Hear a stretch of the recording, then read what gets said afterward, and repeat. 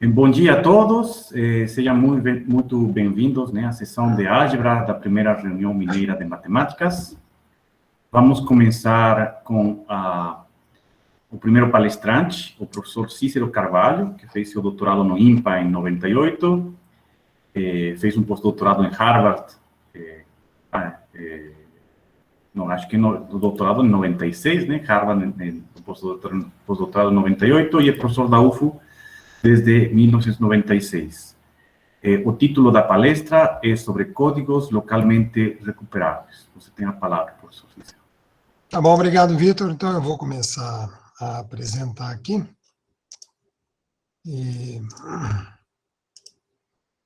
Todo mundo vendo aí, tranquilo?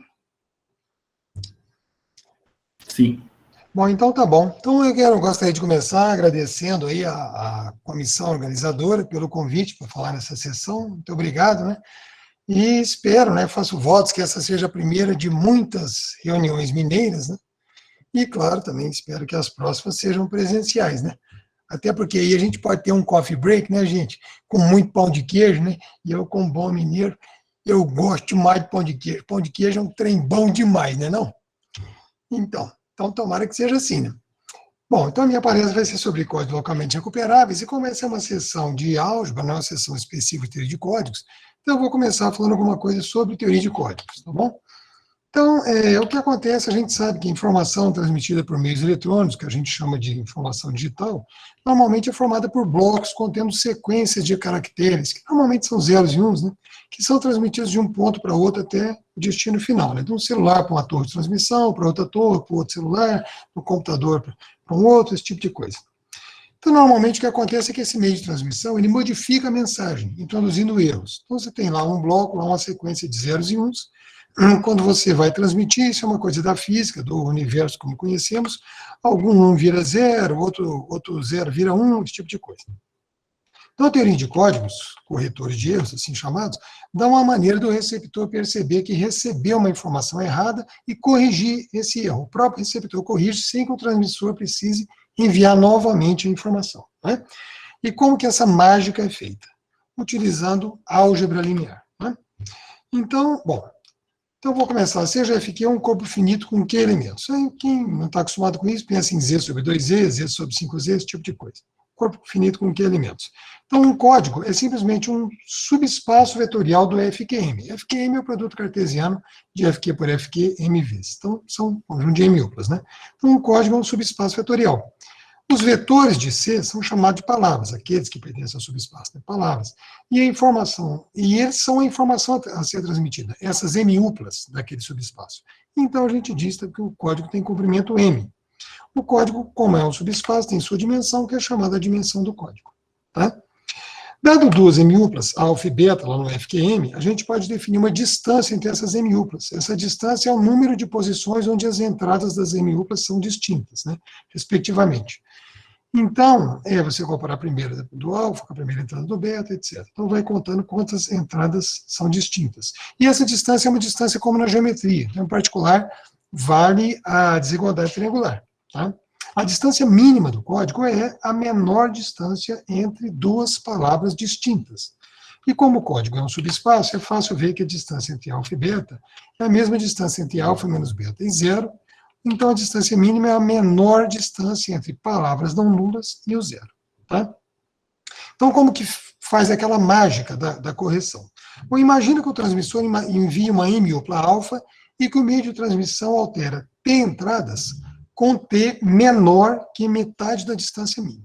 Então, alterou T entradas, chegou lá do outro lado, uma outra M-upla alfa'. Tem uma maneira que eu não vou explicar, mas é simples, do receptor detectar que a alfa' não faz parte daquele subespaço. Então, não é uma palavra. Mas, é claro que a distância de alfa até alfa' é T, porque, né, alfa' foi obtida a partir de alfa, modificando T entradas. E não existe outra M-upla lá no código beta com essa mesma propriedade, porque se existisse, usando a desigualdade triangular, eu chegaria que a distância entre alfa e beta é menor que a distância mínima, mas isso não pode acontecer.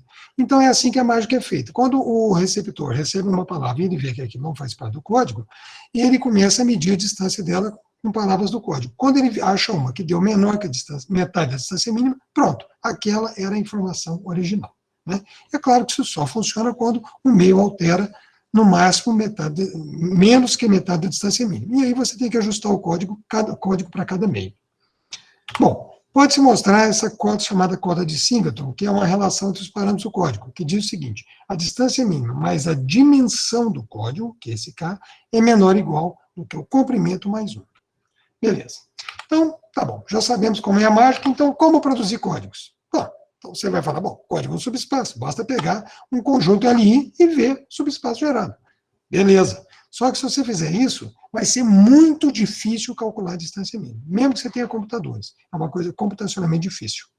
Então, o que se faz é construir códigos de umas outras maneiras. Você usa objetos da geometria, álgebra, geometria algébrica, técnicas e tal, de modo que a construção do código leve a uma determinação da distância mínima, ou facilite, ou pelo menos cotas para a distância mínima. Tá bom?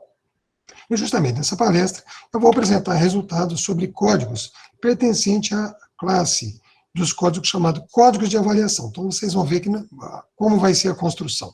Então a ideia é você começar com um conjunto, um subconjunto X do espaço afim de dimensão n sobre Fq. Para quem não sabe o que é isso, pensa simplesmente no Fqn, conjunto de n-uplas.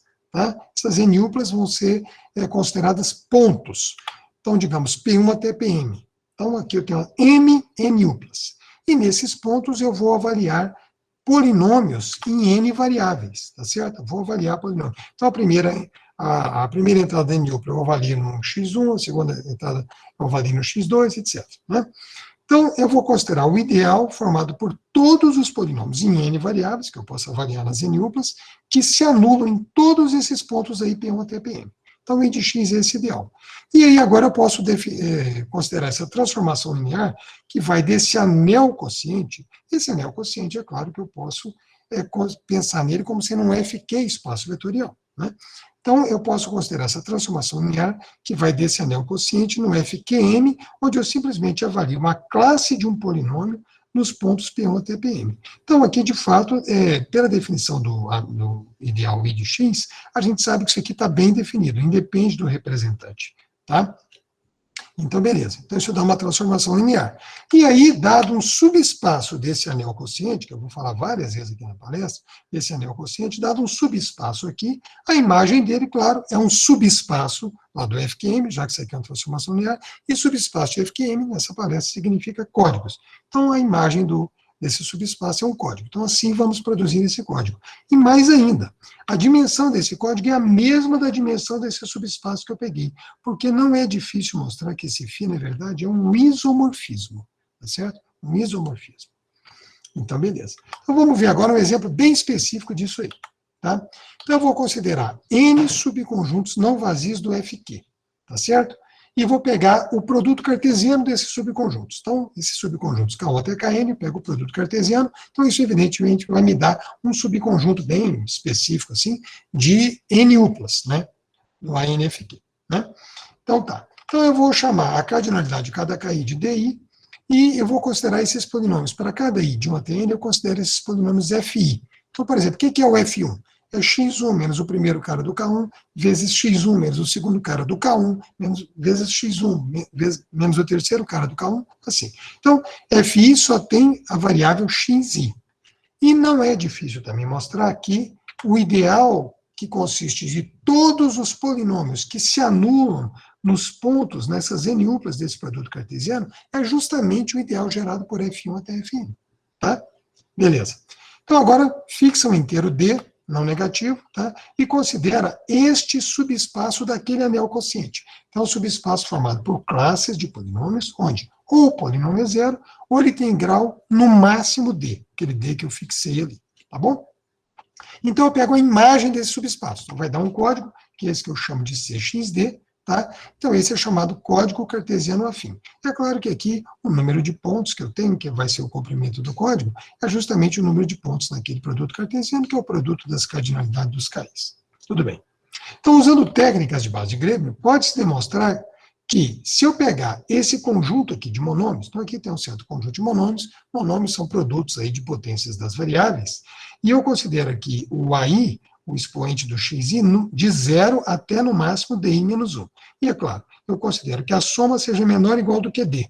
Se eu considerar todos esses monômios, se eu pego a classe desses monômios naquele anel quociente, essa classe vai fazer parte desse LD, essas classes vão fazer parte desse LD, e essas classes, na verdade, esse conjunto das classes, formam uma base para o LD.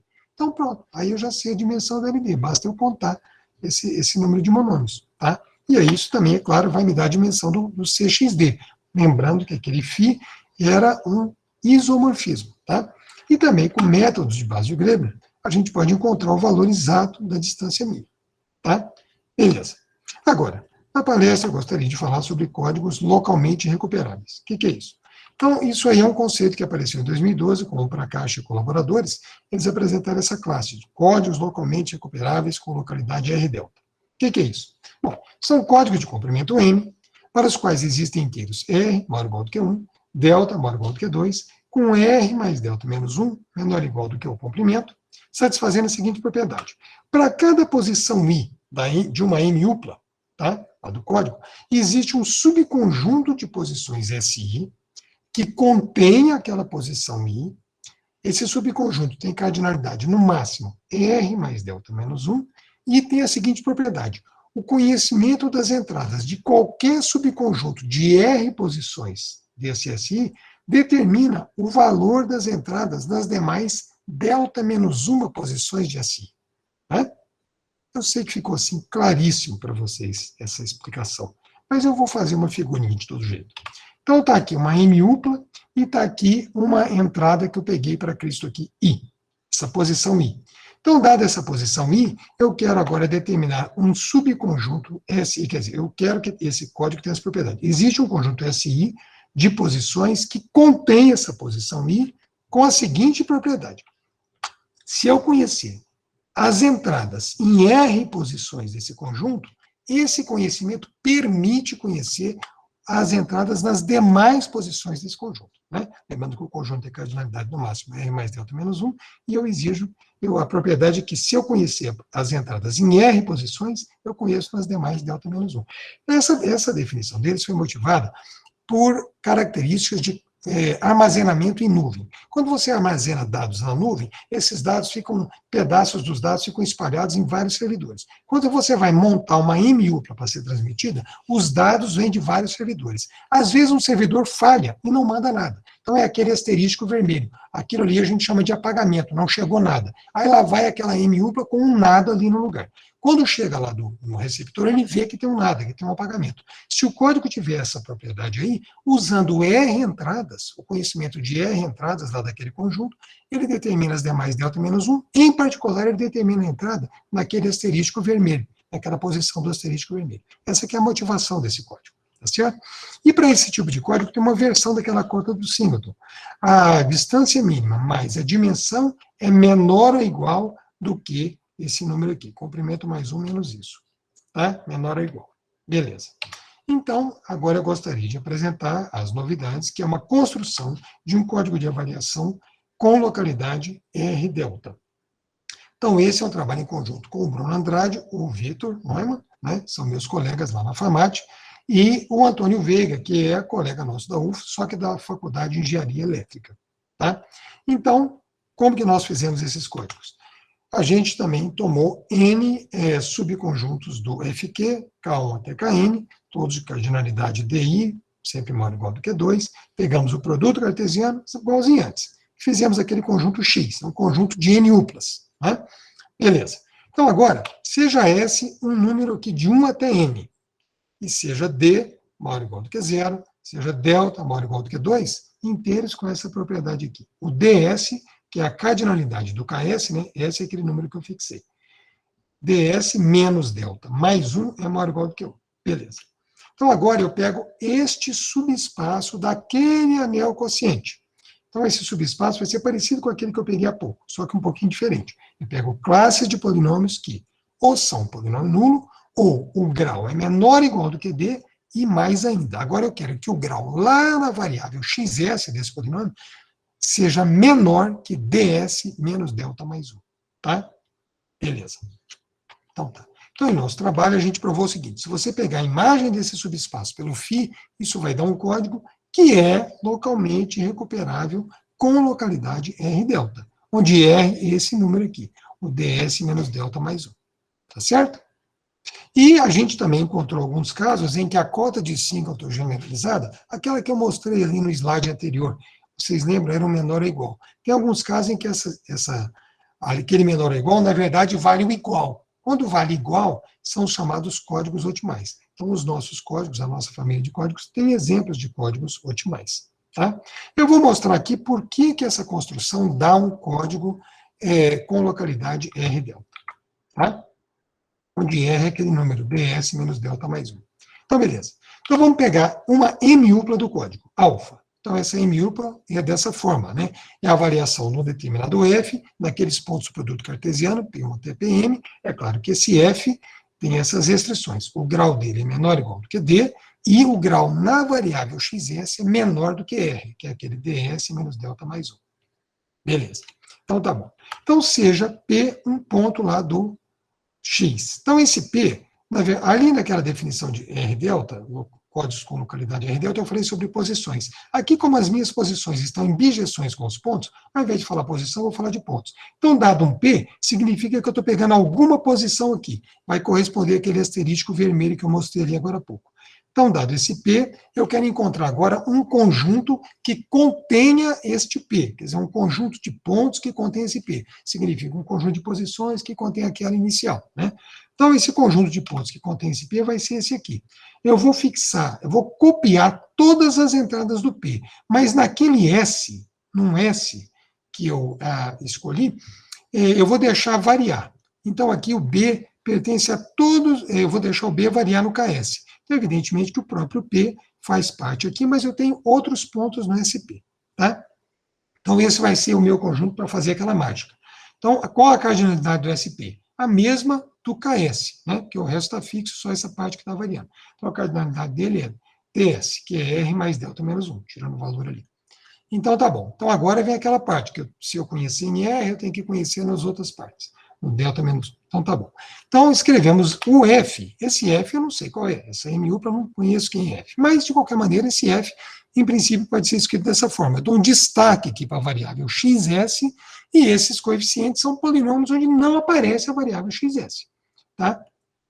Se não aparece a variável xs, por exemplo, quando eu avalio G0, que é o termo livre aqui do xs, quando eu avalio G0 nesses pontos do SP, vai dar o mesmo valor, porque não entra a variável S. Quando eu avalio G1 nesses pontos aqui, qualquer ponto que eu avaliar dá o mesmo valor, porque não entra essa entrada S. Porque esses polinômios não têm a variável xs. Tá certo?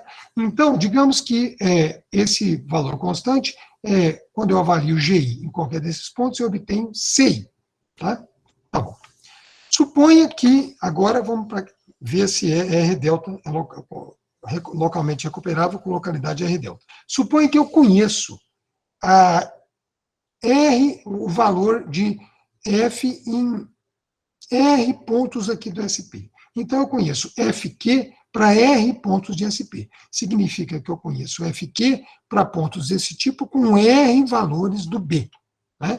Então, eu conheço esse resultado aqui para R valores do B, digamos B1 até BR. Tá? E digamos que isso dê E1 até ER. Tá certo? Beleza. Essas igualdades aqui, eu posso reescrever essas R igualdades dessa forma, na forma de um sistema. Tá certo? Esses pontos, eu estou supondo que eu conheço o valor do F em R pontos ali. É claro que os pontos eu sei quais são. Eu sei quais são as posições que eu conheço. Então, eu conheço B1 até BR. Essa matriz aqui é conhecida. Eu conheço E1 até R, que é o valor das entradas.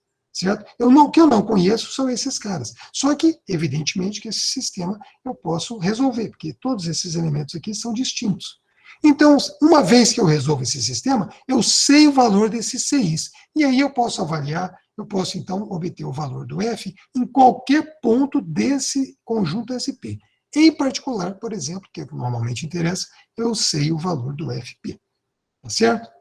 Então, isso mostra que esse código, de fato, é localmente recuperável. Conhecendo o valor das entradas em qualquer R pontos ali, eu conheço nos demais delta menos 1. Tudo bem? Então, beleza. Quanto à dimensão desses códigos, a gente fez uma coisa parecida com aqueles cartesianos afins. A gente mostrou que aqui está o espaço, a partir do qual foi feita a variação para obter o código. Então, nós mostramos que se eu pegar as classes desses monômios aqui, são parecidos com aqueles. Os AIs vão no máximo até D em menos 1, o grau é menor ou igual do que D, mas o AS, claro, né, que é o expoente do XS, no máximo, tem que ser menor que DS menos delta mais 1. Tá? Então, isso é claro que essas classes estão ali, e isso, na verdade, dá uma base. Então, se você quiser saber a dimensão daquilo, que é a mesma dimensão do código, você conta esses elementos aí, tá certo? E para esse D específico, que é esse D til específico, a gente determinou a dimensão, porque normalmente essa conta aqui dá muitos somatórios, não dá uma expressão muito bonita. Para esse D til, a gente tem a dimensão, dá uma formulazinha fechada bonitinha. E a gente mostrou também que se o D, esse D que você escolhe, for maior ou igual do que 1 e menor do que R, a dimensão desses códigos é a mesma daqueles cartesianos afins que eu mostrei lá no início. Tá? A gente mostrou também que a distância mínima desses códigos, quando eu tomo o D igual a D til, é delta. Se eu tomar o D igual a D til menos 1, é delta mais 1. E esses casos são casos de códigos otimais. Tá bom? Então, eu agradeço muito a vocês pela presença, pela paciência. Muito obrigado. Muito obrigado, professor Cícero. Vamos agradecer.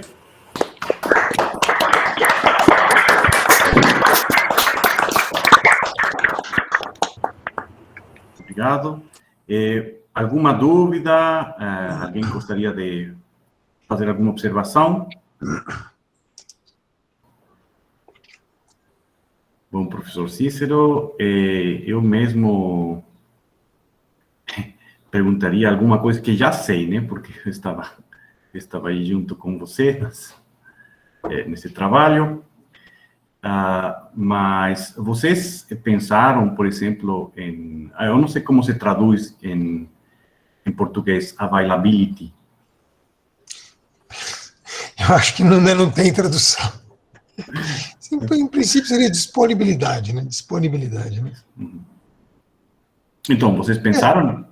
Realmente, Vitor, tem atualmente, depois desse trabalho, apareceram, explicando aqui para o pessoal, porque é realmente uma coisa interessante, apareceram códigos em que, dado uma posição, você tem vários conjuntos daqueles SI, tá certo? Quer dizer, na verdade, quando você detecta um apagamento, você tem vários conjuntos possíveis para correção, tá certo? Então, isso, de fato, é um trabalho que a gente continua a fazer. Outra coisa também seria você considerar códigos onde você não chegou só um apagamento, tá? Chegaram vários apagamentos. Aí você quer também modificar um pouco a teoria, de modo que você consiga ainda aquela mesma propriedade para vários apagamentos, né? E você também pode combinar as duas coisas. Você pode querer considerar vários apagamentos e ter vários conjuntos para corrigir, né? Então, de fato, tem trabalhos feitos nisso aí, e espero brevemente contar com a sua colaboração para terminarmos trabalhos aí nessa área, porque é uma coisa bastante interessante, uma coisa nova que está aparecendo agora, essas coisas de armazenamento em nuvem. Isso aí não é blá blá blá, isso aí tem artigos assinados por pessoas do Facebook que mostram como eles implementaram isso lá.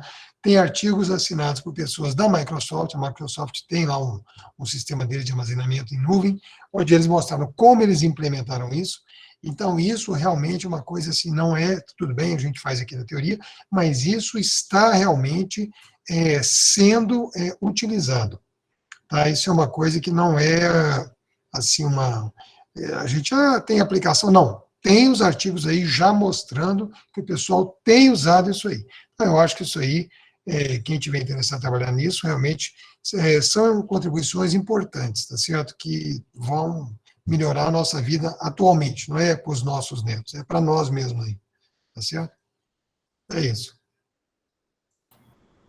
A Patrícia está perguntando se os slides serão disponibilizados. Por mim, tudo bem, não tem problema nenhum. Eu não sei aí, a Beatriz. Normalmente, eu não sei se o pessoal disponibiliza, mas quem quiser, o meu e-mail é fácil, é cicero@ufo.br. Quem quiser os slides pode me escrever, estão à disposição. Tá certo? E posso até mandar também referências, artigos já publicados e artigos no archive, por exemplo, que os interessados podem consultar se quiserem.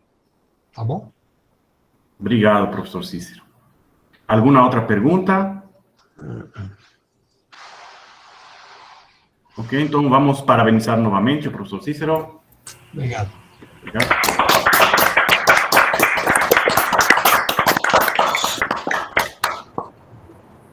Ok, muito obrigado.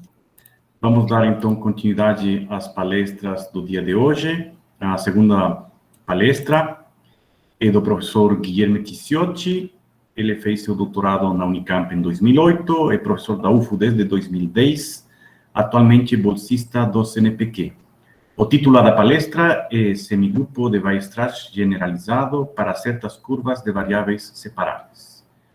A palavra está com você, professor Guilherme. Ok. Bom, muito obrigado aí, Vitor, pela apresentação. Também gostaria de agradecer a todos os organizadores desse importante evento, né? Faço minhas as palavras do Cícero, quanto a que seja o primeiro de muitos, né?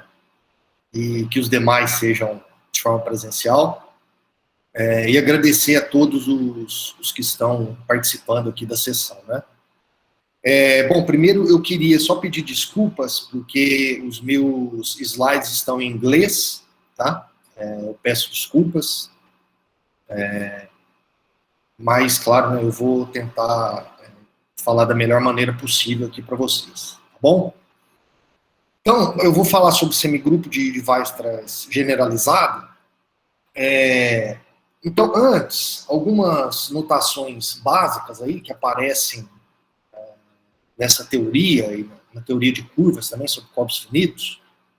Então, o Cícero, acho que até comentou, né, o FQ aí vai denotar o nosso corpo finito, com que elementos, o X, esse X caprichado aí, como falava meu saudoso amigo Fernando, vai denotar uma curva. Aqui, curva para a gente está escrito aí não singular, projetiva, geometricamente redutível e tal, mas vamos pensar em zeros de polinômios mesmo, tá?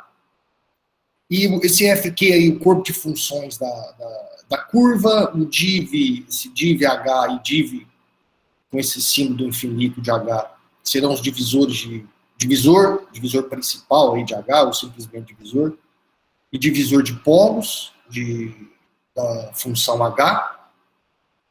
Aí, divisor, eu não coloquei, mas vamos pensar numa soma formal de pontos aí da curva, tá? Então, seria uma soma formal de pontos dessa curva X aí. E aí, para um divisor dessa curva, um divisor G, vamos denotar esse LG aí, esse conjunto de funções racionais, em que o divisor principal dela, o divisor dessas funções, somado com o divisor G, é maior ou igual a zero. Ou seja, todas vamos pensar em constantes que estão nos pontos dessa soma formal, são sempre não negativas, tá? União com o zero, e isso aí é um espaço vetorial, ele é um espaço vetorial importante nessa teoria aí de semigrupo de Weierstrass. Ele é chamado de espaço Riemann-Roch, também é bem conhecido, e a gente vai denotar esse L G, a dimensão desse espaço vetorial sobre FQ, né? Tá, ele é um espaço vetorial sobre o corpo finito. Bom, aí dado M pontos distintos dessa curva, a gente vai considerar esse Q em negrito aí como sendo essa M upla de pontos, Q1, Qm, tá?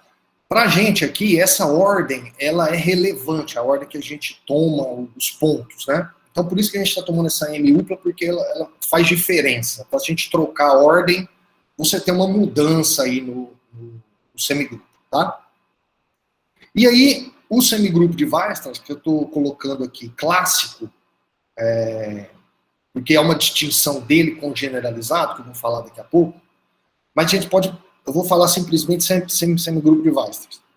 Da curva nessa M-upla de pontos é definido dessa maneira aí, como sendo esse conjunto de M-uplas, onde cada uma coordenada aí é um inteiro não negativo, tal que existe uma função racional cujo divisor de polos é dado dessa maneira aqui, né?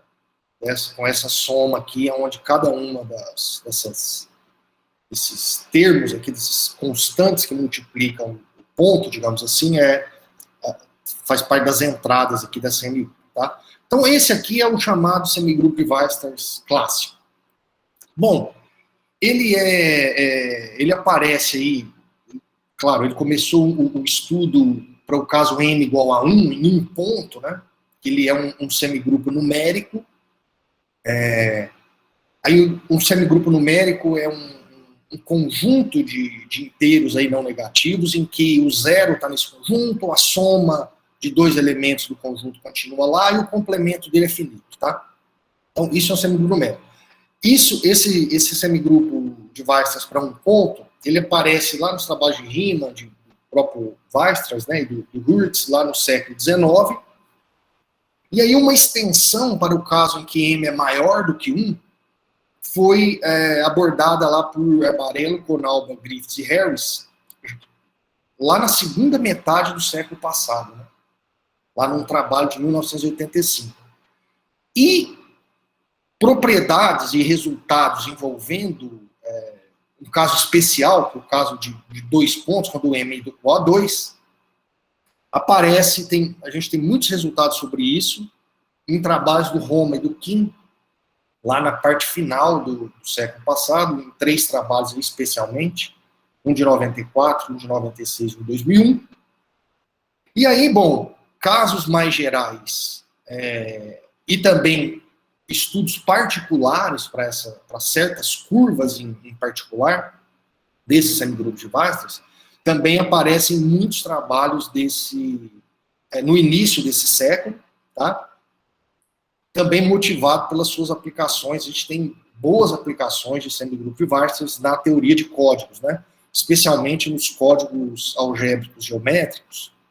O Cícero falou, né, um pouco de códigos aí na palestra anterior, e ele citou, né, códigos algébricos geométricos, que é um tipo, né, de código. E para esses códigos específicos foram introduzidos por Gopal no início da década de 1980. Então, esses códigos usam curvas sobre corpos finitos e pontos dessas curvas. Então, há uma relação entre semigrupo de Weierstrass e códigos algébricos geométricos, e também a gente tem uma relação com o espaço de Riemann-Roch, né, também aquele LG, também é importante, né, nessa teoria. Enfim, então, a gente tem boas aplicações, e com essas aplicações que deu um boom, né, digamos assim, nesses estudos de semigrupos de Weierstrass, né, nessas pesquisas. Bom, também aqui, só para citar, né, tem 2 trabalhos importantes, um deles eu vou mencionar mais para frente, que é um da Gretchen Matheus, e um do Cícero acabou de dar palestra aqui, também do Fernando Torres. Eles tratam sobre semigrupos em M pontos, e também suas aplicações em códigos, que são trabalhos aí clássicos, né, para pesquisa nessa área, tá bom? Aí, bom, lá em 1990, o Félix Delgado, um pesquisador espanhol, ele fez uma proposta diferente para generalizar esses semigrupos de Weierstrass em mais pontos, né, de uma curva. E nesse estudo dele, ele fez essas generalizações, né, sobre curvas sobre corpos algebricamente fechados. E em 2006, o Peter Billen e o Tutas, eles estudaram essa generalização, essa ideia, né, digamos assim, do Delgado, jogaram para corpos finitos, tá? Para curvas sobre corpos finitos. E aí, bom, eles apresentaram muitas propriedades desses novos semigrupos, digamos assim, né? É um pouco diferente. que aí eles são chamados de semigrupos de Weierstrass generalizado, tá? Então, esse é o conceito do semigrupo de Weierstrass, generalizado. Então, uma notação clássica é esse H com chapéuzinho Q, né? O Q é a mesma M-upla lá de pontos da curva X. E aí a gente vai pegar M-uplas em que cada entrada M-upla é uma valorização aí da função no ponto, em cada um dos pontos, né? E assim, e aí essa função agora, ela não precisa estar, ela não é, a gente não tem que ter o divisor de polos dela, cuja construção é feita baseado nessas M-uplas. Ela é uma função que está num subconjunto das funções racionais em que tem polos somente nesse conjunto Q1, Qn. Tá certo? Então, assim, aqui, esse VQ1 aí, VQJ, digamos assim, de H, ele pode ser positivo ou negativo, tá? No caso lá do semigrupo de Weierstrass clássico, esses VQJ são sempre negativos. Então, com esse menoszinho aí, ele fica positivo, né? Ou zero, né? Tá? Nesse caso aqui, ele pode ser positivo, porque a gente tem um zero, a gente fala que é um zero da função, tá? E aí a gente pode ter entradas negativas, por isso que aqui as M-uplas estão em ZM, né? No produto cartesiano aí de Z. Então, é uma diferença, né, com o semigrupo de Weierstrass clássico. E aí, bom, eles viram que se a ordem, a cardinalidade aí do corpo, que tem que elementos, né, for maior que essa quantidade de pontos, a gente garante que o semigrupo de Weierstrass clássico é a interseção desse generalizado com o produto cartesiano dos inteiros não negativos, né, M vezes aí, tá bom? Então a gente tem essa relação estreita aí entre esses dois semigrupos, tá? Bom, aí, lá em 2019, foi até a tese aqui do Anderson Tenório, então é um artigo aí do Moiano Fernandes, do Anderson Tenório e do Fernando Torres. Eles estudaram mais a fundo, eles deram outras propriedades, né, digamos assim, além do tutas, né, sobre esse semigrupo de Weierstrass generalizado em mais pontos, né, em N pontos aí de uma curva sobre um corpo finito. E aí, motivados por uma descrição lá de semigrupos de Weierstrass clássicos, dado pela Matheus, nesse trabalho da Matheus, da Gretchen Matheus de 2004, que eu mencionei lá no início, nesse trabalho, ela caracterizou um conjunto, que ela chamou de conjunto gerador minimal, que, através desse conjunto, é possível gerar todo o semigrupo de Weierstrass, tá? Então, eles, utilizando esse caminho aí da Gretchen, eles conseguiram caracterizar esse semigrupo de Weierstrass generalizado em termos de certos elementos, que eles chamaram de elementos maximais absolutos, tá? Que foram introduzidos lá pelo Delgado, só que eles fizeram uma outra leitura, né? Uma leitura um pouco diferente. E aí, através desses elementos, né, maximais absolutos, eles conseguiram um gerador minimal para esse semigrupo de Weierstrass generalizado, parecido lá com o que a Gretchen Matheus fez para o caso clássico, né? Assim, aí uma diferença é que lá no caso clássico, a gente tem um número finito de elementos para esse gerador minimal, né? No caso generalizado, esse número não é finito. Porém, a gente vai ver que é possível a gente construir de forma, a partir de elementos finitos, esse conjunto gerador minimal. Tá? Então, digamos assim, o gerador minimal não é finito, mas a gente pode encontrar ele a partir de um número finito de elementos, que é o que nós vamos ver daqui a pouquinho. Tá? E, além disso, outra coisa que nós vamos ver também é que esses maximais absolutos, eles vão carregar informações importantes aí desse espaço de Riemann-Roch, tá? E aí a gente também pode trabalhar com o espaço de Riemann-Roch, encontrar aí dimensão, até uma base para ele, né, como F-espaço vetorial, FQ espaço vetorial, a partir desses elementos maximais aí absolutos, tá? maximais absolutos. Tudo bem? Então, bom, o que vai ser um elemento maximal aí? Então, a definição é a seguinte: a gente pega uma M-upla, cujas entradas são inteiros, e para um subconjunto não vazio J aí de 1M, a gente define eles definiram esse nabla J de alfa como sendo essas M-uplas betas no semigrupo de Weisser generalizados, tais que a entrada para cada J no subconjunto, a J-esma entrada desse beta é igual a J-esma entrada do alfa. E para cada I que não está nesse conjunto J, a iésima entrada da M-upla beta é estritamente menor do que a iésima entrada da M-upla alfa. E aí, bom, um elemento do semigrupo de Weisser generalizado vai ser chamado de maximal absoluto se esse nabla J do alfa for vazio, tá? Para qualquer subconjunto não vazio J. Tá?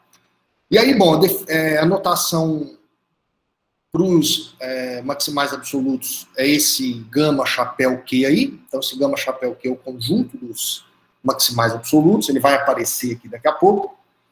E aí, bom, de uma forma parecida ao do caso clássico, se define esse limite superior aí, que a gente chama de loop, né, para facilitar a notação.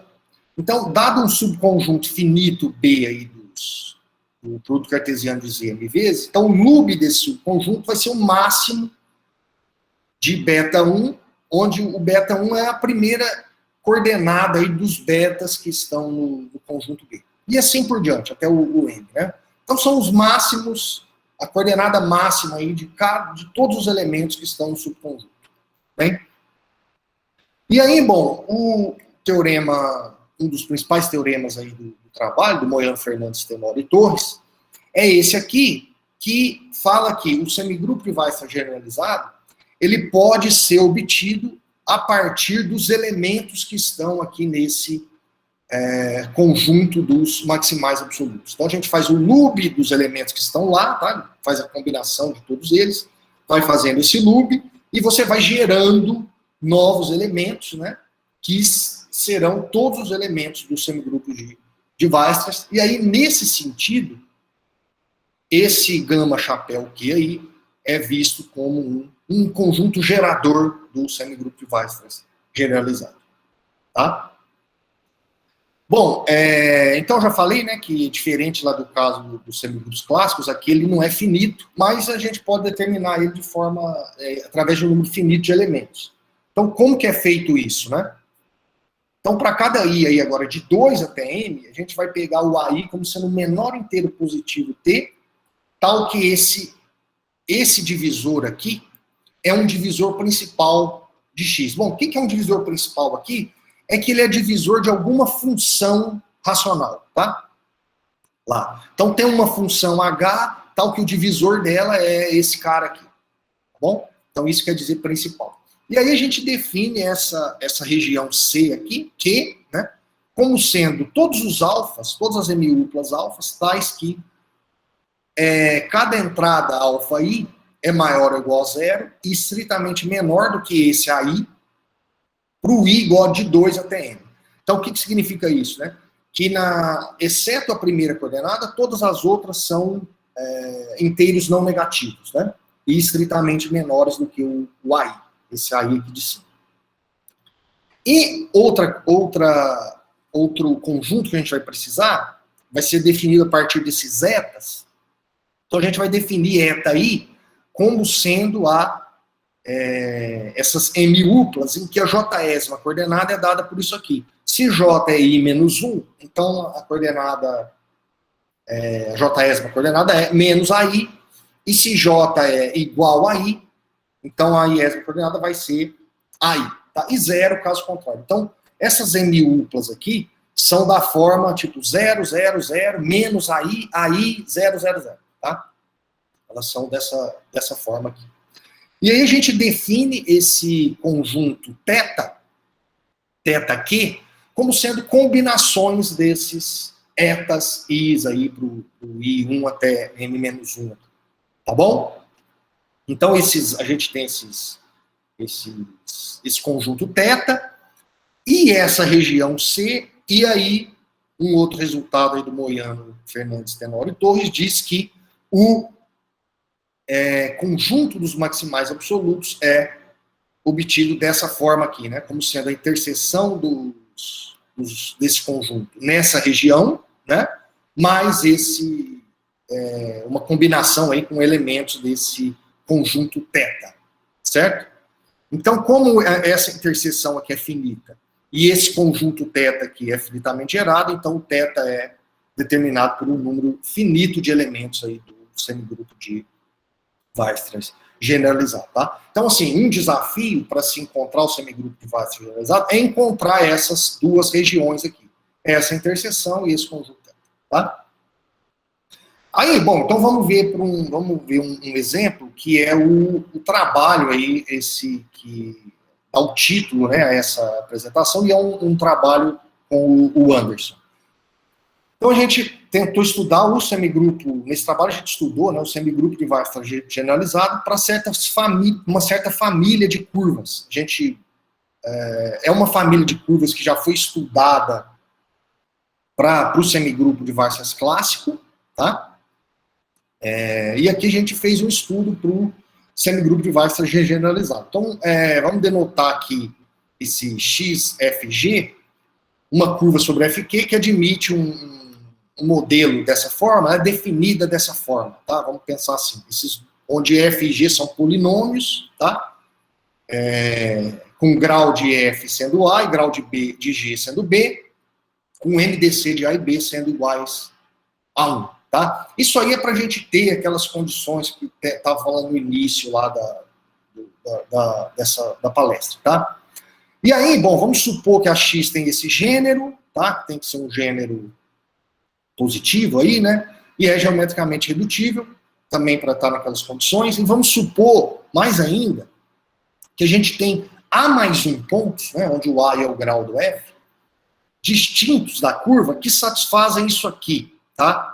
Então, a gente tem essa equivalência de divisores. Então, aqui a gente tem um divisor, e aqui a gente tem outro divisor, e esses divisores são equivalentes, tá? Basicamente, o que significa isso? Vai ser importante depois. A gente tem uma função racional em que o divisor dela é essa soma aqui, menos isso aqui, tá? Então, isso quer dizer que eles são equivalentes, tá bom? E a gente tem essa outra equivalência aqui para J de 2 até a mais 1. O BP1 é equivalente a BPJ, ou seja, a gente tem uma função em que o divisor dela é BPJ menos BP1. Bom, então é isso que significa. Bom, a gente tem curvas importantes aí, com muitas aplicações na teoria de Codzer, curva Newtoniana, norma traço, enfim, tem vários exemplos. Eu sei que meu tempo está acabando aqui, mas eu vou dar uma... Tá terminando, tá? E aí, bom, para essa família, né, de curvas, que tem essas curvas, a gente consegue esse resultado aqui, ou seja, explicitar a região, essa interseção, né, tá certo? Em termos aí do A e do B, e da quantidade de pontos, tá bom? Esse A e B são dados, né, da curva.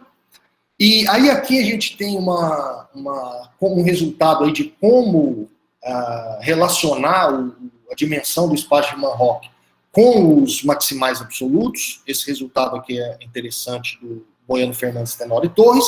E aí, esse outro resultado fala um caminho, né, de como encontrar uma base para esse espaço de Mann-Rock. E aí, com esses dois resultados, e trabalhando especificamente para divisores na curva XFG, a gente conseguiu dar um resultado explícito aqui de como é a dimensão desse divisor, tá? A partir dos elementos aí A e B, certo? E por fim, a gente tem ainda esse corolário que dá uma simplificada quando o divisor a gente usa todos os pontos, tá bom? Aqui, daquela equivalência, né, primeira, a gente definiu a curva, o P1, PA mais 1, então aqui dá uma simplificada nessa fórmula aqui maior, né. E aí, bom, aquele corolário lá do Moiano Fernandes, Tenório e Torres, a gente consegue explicitar uma base para o espaço de Manhoc, né? E isso, bom, isso tem aplicações aí na teoria de códigos, é algo relativamente novo, né, vocês puderam ver aí pelas datas, né, pelos anos aí dos trabalhos, esses espaços de Manhoc esses semigrupos de Weierstrass generalizados, e que eu acho que ainda tem um caminho aí, uma fonte aí de pesquisa e aplicações na teoria de códigos, tá? Eu estou aberto aí a quem quiser entrar em contato também para discutir sobre isso, passar artigos, enfim, referências. Essas duas referências aqui foram as referências principais para essa apresentação. E, bom, muito obrigado aí pela atenção de vocês e desculpa aí que eu passei um pouquinho do tempo. Muito obrigado, professor Guilherme. Vamos aplaudir.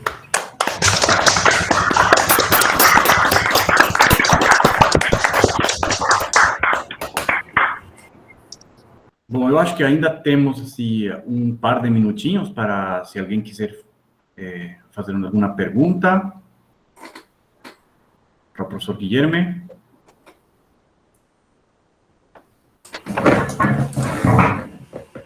Eu vou fazer uma pergunta. Eu sou suspeito também, não, fazer essa pergunta, né? Mas com o Guilherme, nós estamos pensando, na verdade, acho que o trabalho está parado. A gente pensou um modo clássico para curvas maximais não cobertas pela hermitiana, não? Vocês chegaram a pensar esse modo, esse semigrupo vai estar generalizado para esse tipo de curvas ou não? Ou já tem alguma coisa nessa direção? Não, ainda não tem. Assim, a gente já pensou para certas curvas. Para curvas específicas, sim. Mas, assim, eu acho que o que você estava falando é que a gente estava pensando uma coisa mais geral, né? Para uma família de maximais, como essa família, isso ainda não. Mas para certas curvas, do tipo que você está falando, sim.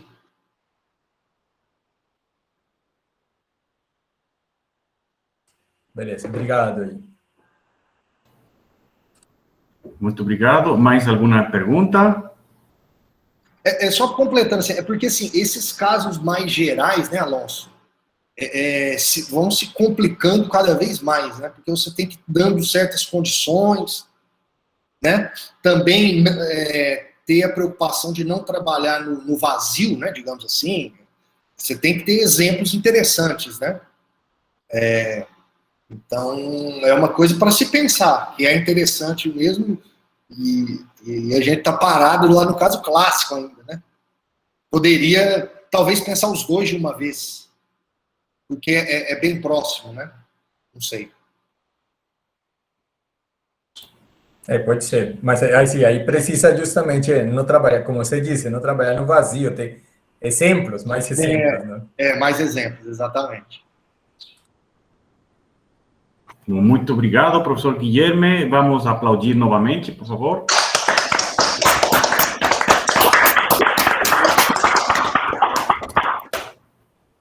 Nosso próximo palestrante é o professor Lucas da Silva Reis. Ele tem um doutorado pela UFMG em 2018, um pós-doutorado na USP em 2019 e atualmente professor da UFMG desde 2019. O título da palestra é Tópicos em Corpos Finitos. Lucas, que bom tê-lo aqui. Obrigado. A palavra está com você. Beleza. Tá dando para ver a tela? Sim. Já está no slide? Beleza. Tá bom. Bom, então eu gostaria de agradecer aí aos organizadores pelo convite, né? E a todos os presentes aí, né? Pela participação. Bom, então, essa palestra aqui é mais uma palestra de divulgação mesmo, né? Eu não vou entrar em muitos detalhes em nenhuma coisa específica, né? Mas eu achei interessante falar sobre isso, né? Principalmente porque na área de corpos finitos, né? Tá tendo muita atividade, né? No estado de Minas Gerais, principalmente, né? A gente tem muita gente trabalhando. E, bom, nas duas palestras, né? Muito legais aí, do Cícero e do Guilherme, né? a gente vê algumas coisas de códigos e de curvas, né, que de fato são temas, né, principais na teoria de corpos finitos, né, muito relevantes e bem ativos, né. E aqui eu vou estar falando de coisas mais básicas mesmo, né, que são menos, digamos assim, menos mainstream, né, menos populares, né. Bom, para começar, eu vou só falar algumas coisinhas bobas mesmo aqui sobre corpos finitos, né. Talvez o exemplo mais simples mesmo é o que a gente vê lá na graduação, né, que são o anel de inteiros, né, módulo P, consome produto módulo P, né, onde P é um primo, isso vai ser um corpo, né, e de fato esses são os corpos mais básicos, né, no sentido que eles geram todos os outros corpos finitos, né, de fato, todo corpo finito vai ser construído dessa forma, né, a gente vai pegar o anel de polinômios com coeficientes em ZP e vai fazer o quociente, né, pelo ideal gerado por um polinômio irredutível F, certo? E aí, a partir desse fato, né, a gente consegue ver que todo corpo finito, de fato, tem... O número de elementos é uma potência de um primo, né? E vale a volta também, de fato. Para toda potência de primo vai existir, de fato, a menos de isomorfismo, um único corpo finito, né, com essa quantidade de elementos, e aí a gente vai estar denotando por FQ. Bom, e o interessante, né, dos corpos finitos, né, a gente tem álgebra aí, né, já, que é um corpo e tal, mas por ser finito, né, e até a própria construção, né, a partir dos inteiros módulo P, a gente ganha naturalmente, assim, questões, né, sobre combinatória e teoria dos números também, além da álgebra, né. Bom, para quem estiver interessado, né, esse livro aqui é muito bom, né, para uma leitura inicial, né, ele cobre basicamente todos os tópicos clássicos, assim, né, da teoria mesmo, de corpos finitos, né, que é o Finite Fields, do Little e Niederreiter. Bom, muito fácil de encontrar também, livro. E, bom, aqui basicamente eu vou estar falando de três tipos de problema, né, que intersectam com o meu interesse de pesquisa, né. E, bom, a primeira parte é sobre polinômios, né, sobre corpos finitos, e a gente vai estar focando nos polinômios mais básicos, né, que são os irredutíveis, né. Por que eles são básicos, né? Basicamente, a gente olhando a estrutura, né, do anel FQ de X, né, ele vai ser um domínio euclidiano, e com isso, né, aqui devia ser um FQ, né, mas os polinômios irredutíveis, né, sobre um corpo finito, faz o papel dos primos lá nos inteiros, certo? Então, é como se fossem as componentes mais básicas mesmo dos polinômios, são os polinômios irredutíveis, né? E aqui eu vou comentar só sobre dois problemas, né? Um é motivado pelo caso dos inteiros mesmo, né? A gente tem, principalmente em criptografia, né? A gente quer encontrar primos grandes, né? E o análogo disso seria construir polinômios irredutíveis de grau grande, certo? E a segunda é bem mais genérica, né? Vai ser uma coisa bem superficial que eu vou falar, né? Que é sobre análogos, né, de resultados que a gente conhece, né, de teoria dos números para Z, né, para o caso de polinômios, né, fazendo essa correspondência entre primos e polinômios irredutíveis.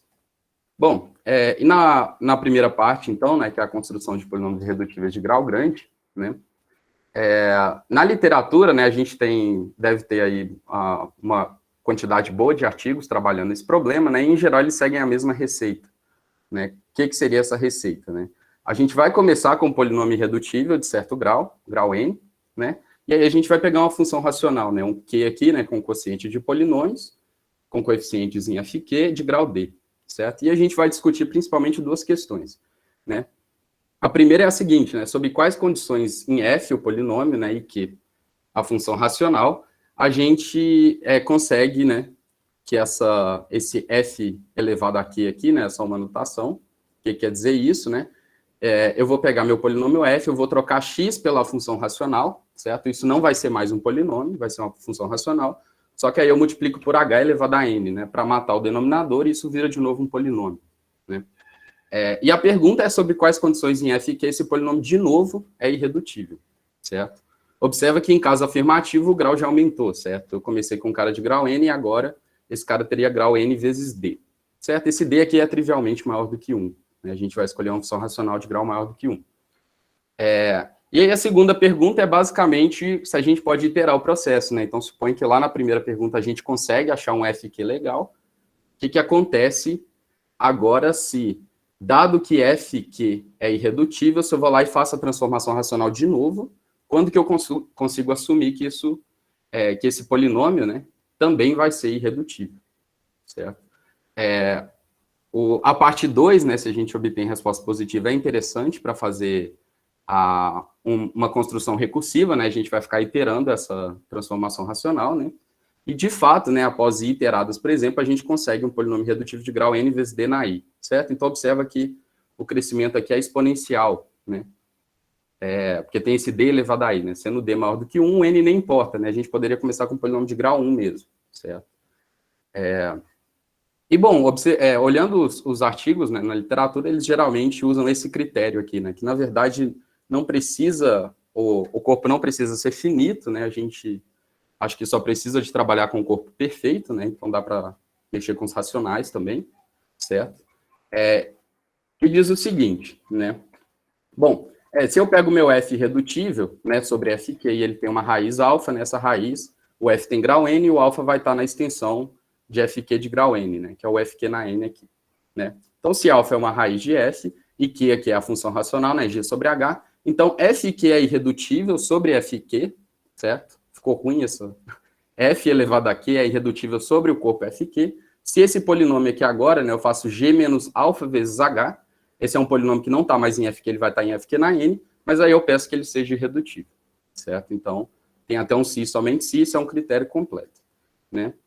E a ideia, basicamente, né, o ponto nem é o polinômio f, é mais quem que é a função racional q, certo? Porque ela vai gerar polinômios dessa forma e a gente quer discutir redutibilidade de polinômios dessa forma. Então, a ideia é pegar funções racionais em que a gente consiga deduzir um critério para a redutibilidade de polinômios dessa forma, né? Aí eu trouxe aqui 3 exemplos, né? O caso mais simples é o de grau 2, porque a gente sabe sobre qualquer corpo discutir redutibilidade, né, de polinômios de grau 2, né? Basta não ter raízes. Aqui já tem um trabalho um pouco mais elaborado, né, que considera funções racionais de grau P, que é a característica do corpo, né? Não vou entrar em detalhes, né? A função racional tem uma forma específica. E nesse terceiro aqui, a gente tem um pouquinho mais de liberdade no grau da função racional, são certos divisores de Q mais 1. Né? Só para exemplificar aqui, né, as técnicas que aparecem aqui nos 3 artigos usam fortemente essa ideia, né? E seriam exemplos interessantes aí para dar uma olhada. Bom, essa segunda parte aqui é bem rápida mesmo, né? É sobre análogos polinomiais, né, de teoremas de teoria dos números sobre Z, né? A gente lembra, né, que os irredutíveis são os análogos dos primos, né, no anel FQ de X, e nessa analogia a gente tem alguns objetos, né, o Z vira o FQ de X, né, aqui a gente tem um módulo de um inteiro, né, isso pode ser visto basicamente como o tamanho do anel quociente, né, Z sobre NZ, né, então um análogo aqui seria a norma do polinômio, né, que é Q elevado ao grau dele. A gente tem o análogo da função de Euler também, que vai ser a mesma coisa, né, que é a cardinalidade do grupo de unidades do anel quociente, né? E como eu já tinha falado, né, os primos se traduzem como os polinômios irredutíveis, né? E, bom, isso se estende de maneira bem geral, basicamente, toda função aritmética, né, uma função de Z nos complexos lá que a gente define no caso de Z, né, a gente consegue fazer a mesma coisa para FQ de X, né? Em geral, as funções aritméticas, a gente trabalha com coisas a partir dos primos, né? Então, a gente vai fazer a mesma coisa a partir dos polinômios irredutíveis. E é interessante que, de fato, esses análogos também geram, né, análogos de problemas famosos, né, como a conjectura dos primos gêmeos, né, que está em aberto em Z, mas para FQ de X está resolvido para todos os casos, exceto quando Q é 2, né, e a conjectura de Goldbach também, que está resolvida para Q grande, né, apesar de ainda estar em aberto no caso dos inteiros. Bom, então a ideia é basicamente essa, né, talvez pegar, né, trabalhar teoremas que já estão provados, né, em teoria dos números, talvez não também, né, mas não seria uma coisa tão trivial, imagino, e ver exatamente se é possível, né, provar, né, um análogo para polinômios sobre corpos finitos, né. E aí aqui, bom, o material, assim, que eu recomendo, né, esse primeiro aqui é o principal, né, desse Rosen, né, que basicamente é feito todo o maquinário básico, assim, né, de como que você trabalha problemas de teoria dos números fazendo essa analogia, né, com polinômios. Só que aí a gente vai trabalhar com polinômios sobre corpos finitos, né. É um livro bem completo, né, ele explora muita coisa. E tem esse pré-print aqui do Rudnick também, que cita alguns problemas, né, de teoria analítica dos números para polinômios, né, sobre um corpo finito. Bom, e sobre resultados, né, de teoria dos números para Z, né, que pode ser interessante para pensar em análogos, né, para o anel FQ de X, né, tem algumas revistas clássicas, né, onde tem uma grande quantidade, né, de artigos publicados, né, o Journal of Number Theory, o IJNT e a Acta Aritmética, né, podem ser boas fontes aí de pesquisa com essa ideia aqui, de obter análogos, né. Bom, aí na segunda parte aqui eu vou falar um pouquinho de iterações de funções, né, e falar rapidamente sobre permutações. A gente observa aqui, né, que se a gente pega um polinômio f com coeficientes em fq, ele sempre induz uma função de fq para fq, né, que é a função de evaluação, né. A gente vai pegar o elemento c de fq e vai mandar em f de c. Isso é uma função determinada por f, né. E, de fato, toda função é sempre induzida por um polinômio, isso, de fato, esse polinômio induzido é o único módulo, esse polinômio x na q menos x. E nessa parte a gente está interessado exatamente, o problema principal aqui é considerar as iteradas da função e ver o que acontece, né? Então, fazer perguntas que, sei lá, são motivadas mesmo pelo estudo de sistemas dinâmicos mesmo, né? Então, aí, como a gente está num conjunto finito, né, essas informações todas vão vir de forma combinatória, né? Então, a gente vai ter, basicamente, né, o problema acho que mais interessante é os de enumeração, né? Então, tem aqui, por exemplo, ver quantas órbitas, né, são geradas, né, por esse par aqui FQF, né, o tamanho médio das órbitas, né, isso basicamente mede quão longe um ponto está de ser puramente periódico, né, o número de pontos puramente periódicos, né, que é o tamanho das órbitas fechadinhas, né, o ponto, após um certo número de iterações de F, ele retorna nele mesmo, né, e cotas para o tamanho das órbitas também, né, às vezes não é fácil calcular o tamanho das órbitas. Bom, aqui é bem genérico, assim, as ferramentas variam muito, né? É um problema que, em geral, ele está em aberto, né? Para um polinômio f qualquer, responder essas 4 perguntas aqui é muito difícil, né? E tem alguns casos, né? Que dá para explorar a estrutura do corpo e a estrutura do polinômio f, né? Tem um caso aqui de monômios, a gente vai usar fortemente que o grupo multiplicativo f, que é estrela, que é cíclico, né? E a gente, basicamente, emprega a teoria elementar dos números, né? Tem os polinômios linearizados, que induzem transformações lineares, né, em FQ, aí basicamente a gente trabalha com álgebra linear, né, e tem funções quadráticas também. Esse caso é bem interessante, porque é um problema ainda muito difícil, né, a gente não tem informações completas, mas tem alguns artigos que fazem abordagens usando pontos racionais sobre curvas, né. Bom, o que eu já tinha falado, né, o problema está amplamente em aberto, depende muito da estrutura do F, né, e o que a gente está fazendo, né, quais são as informações que a gente quer aqui, né, dessas 4. E, bom, dá para derivar também outros problemas para outras estruturas algébricas finitas, né, tem o caso de grupos, dá para considerar funções monomiais, né, e funções polinomiais também, álgebras de grupos sobre corpos finitos. Bom, nessa parte aqui, uma referência bem interessante é esse survey aqui, né, do Ricardo, Daniel e do Cláudio, né. Tem muita coisa, na verdade, né, é bem extenso, fala sobre muita coisa, tem muitos resultados, muitas referências, né, pode ser bem interessante para quem tiver interessado no tópico. E, bom, só para terminar aqui, né, essa parte, no caso em que f induz uma permutação, né, ou seja, aquela função de evaluação é uma permutação, a gente diz que f é um polinômio de permutação, né, e a sigla aqui é PP. Bom, os polinômios de permutação, eles são especialmente importantes, né, por conta das aplicações em criptografia, né, de fato, é um não diria um tema, né, é um tópico, né, mais específico, só que é um dos mais ativos, né, nos dias de hoje, tem artigo sendo produzido toda semana, e coisa boa, inclusive, né, e é um negócio bem interessante, porque tem muito problema em aberto, né, tem muita coisa a ser feita,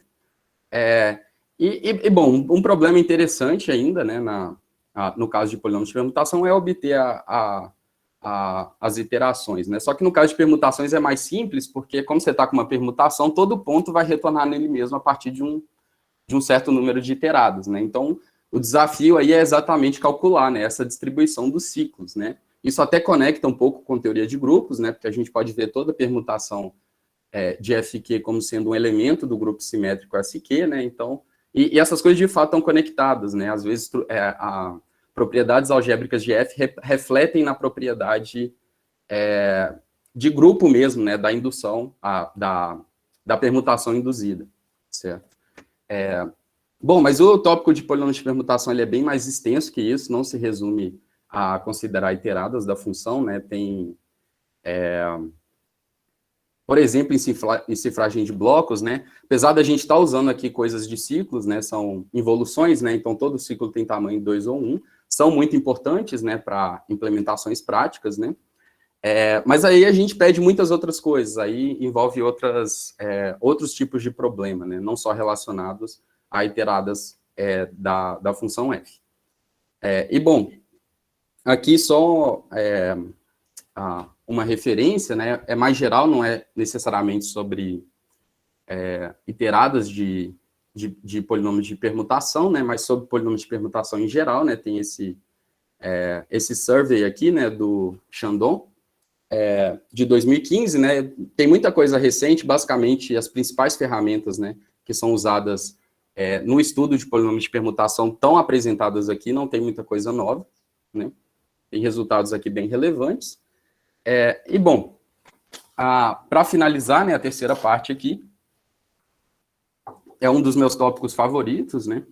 Vou falar brevemente aqui, né, sobre o problema, né, que é exatamente provar a existência de elementos em corpos finitos com certas propriedades especificadas, né?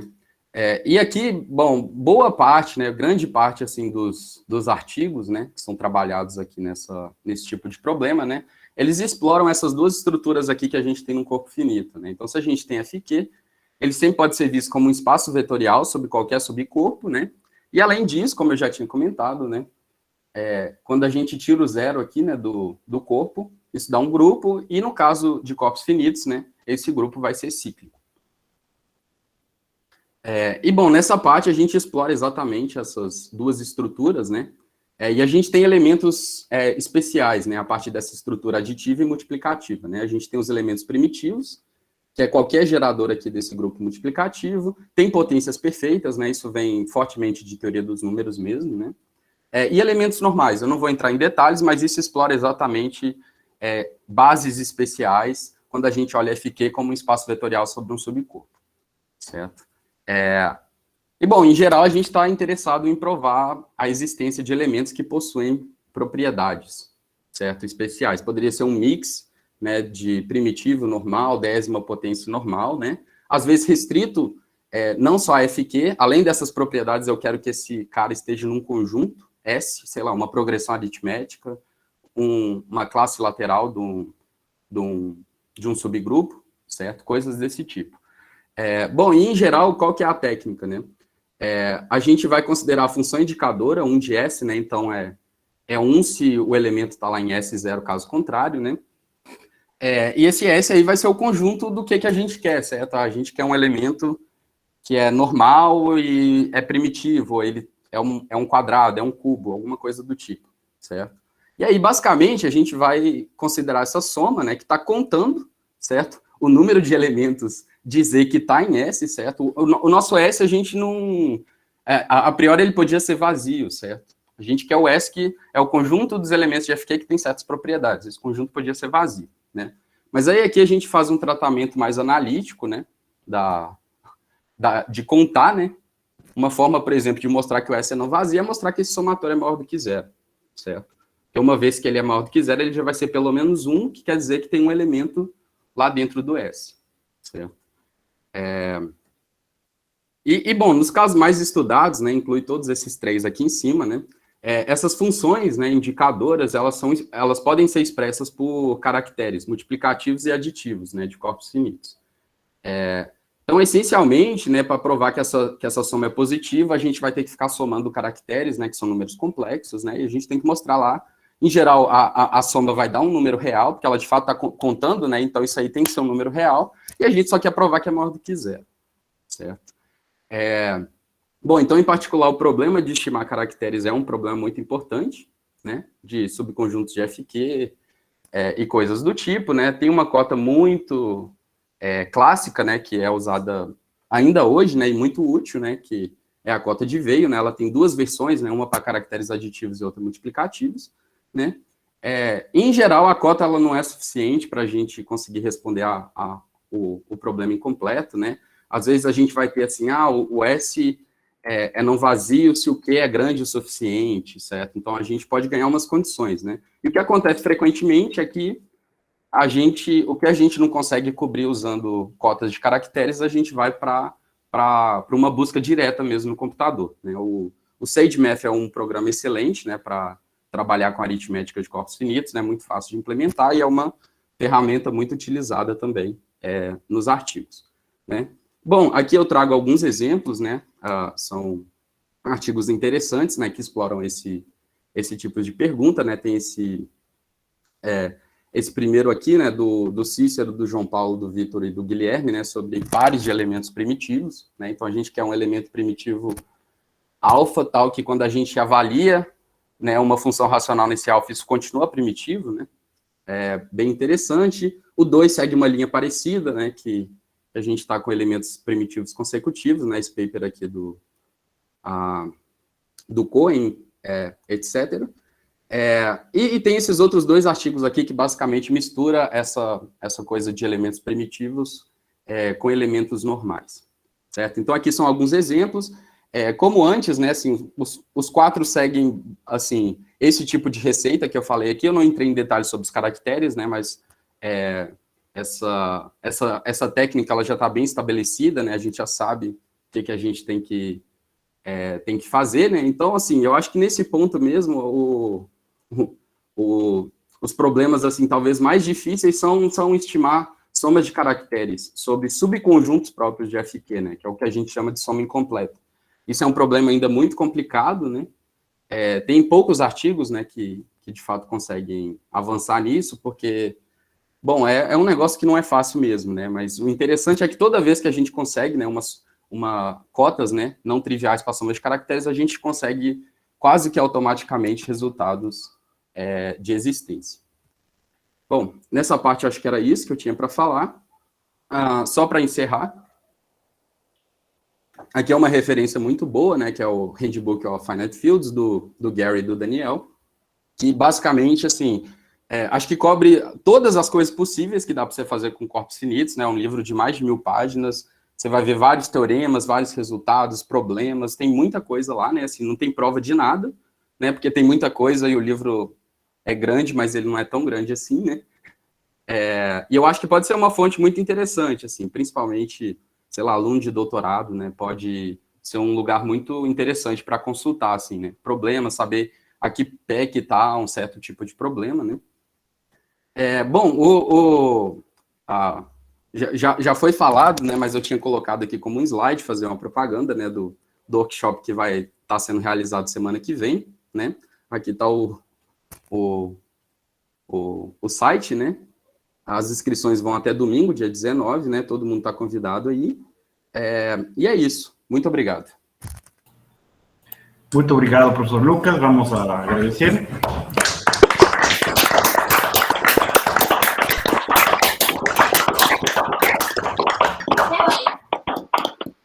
Vamos abrir a palavra, então, ao público, se alguém tiver alguma pergunta para o professor Lucas.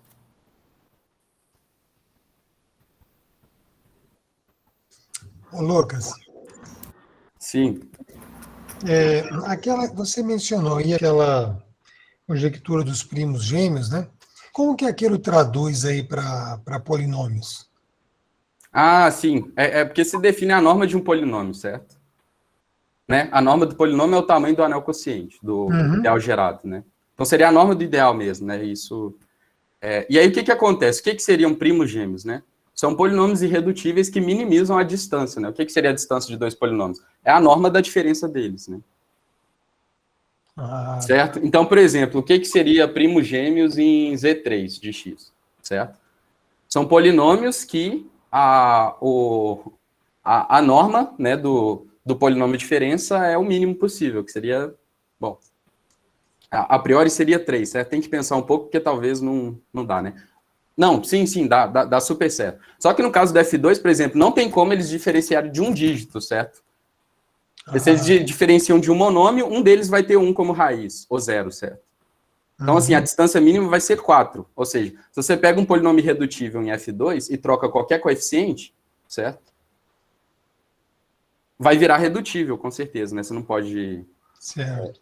E aí, então, o mínimo seria 2, ou seja, a pergunta é essa, né? Ou seja, se existem infinitos polinômios, né? Irredutíveis sobre F2, tal que ele mais x mais 1, que esse que é o cara que minimiza, né?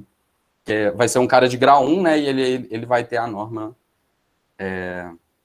mínima, certo? O problema, na verdade, é exatamente esse, né? Ou seja, se você achar pares, infinitos pares, né? F é irredutível, F mais x mais 1 também é irredutível sobre F2.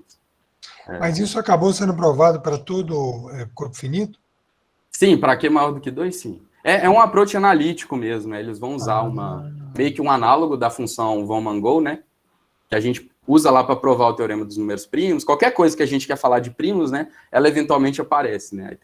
É meio que trabalhar um análogo dela, mas está provado por quê, né? Eventualmente você vai meter um caractere ou qualquer coisa equivalente lá e vai usar a hipótese de Riemann, né? Então, é basicamente isso que resolve o problema, né? E a gente não tem hipótese de Riemann para os inteiros, né? Então, a ideia é essa. Tá. Legal. Porque eu já vi você falando de outras vezes e fiquei curioso. Né? Beleza. Entendi. Obrigado. Obrigado. Mais alguma pergunta? Bom, vamos então agradecer novamente.